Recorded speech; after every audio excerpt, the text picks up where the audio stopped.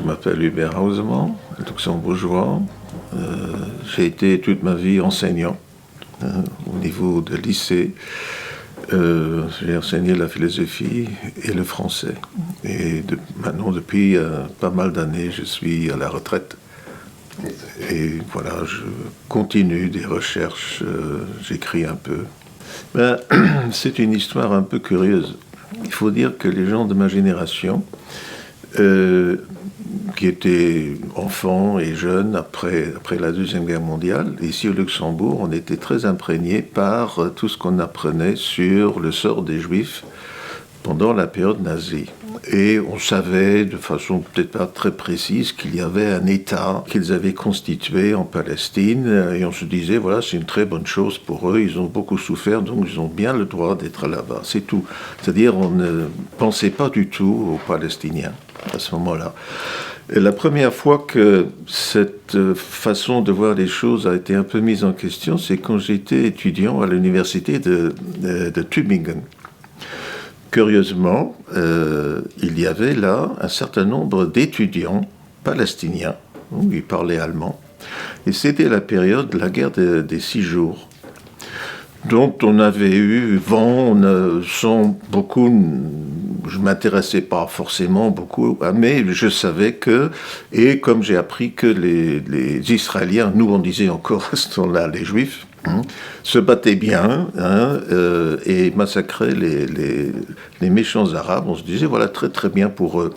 Mais ces étudiants palestiniens avaient organisé une réunion d'information, où la première fois, j'ai entendu que l'histoire peut aussi se raconter d'une autre manière. Et j'ai été très étonné, très surpris. Bon, enfin, sur le coup, ça n'a pas beaucoup changé ma position, surtout que en ce temps-là et après, les Palestiniens n'ont pas facilité la chose. Il y avait eu les détournements d'avions, par exemple, et des attentats, etc. Donc, on se disait, voilà. Mais on savait qu'il y avait un problème là-bas.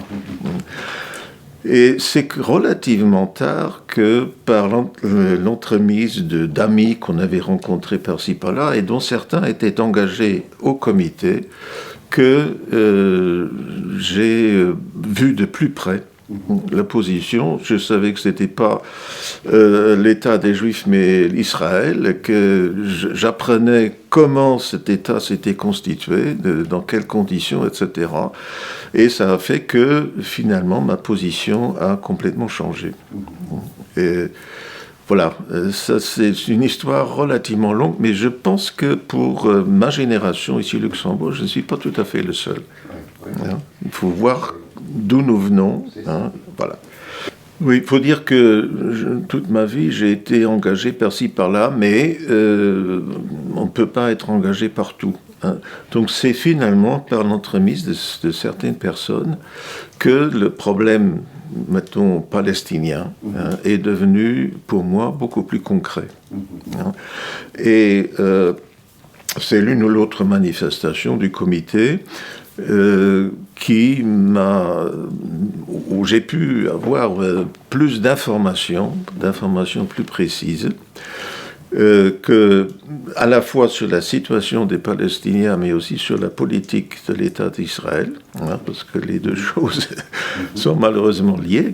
Et finalement, enfin, ce qui a été pour moi le moment où j'ai vraiment cru comprendre quelle était la situation là-bas, c'est quand on m'a demandé, et ça remonte seulement à 2-3 ans, de participer à une réaction au fameux rapport Rial, un rapport fait par des personnalités juives sur l'antisémitisme dont ils prétendaient qu'il existait ici au Luxembourg. Et voilà.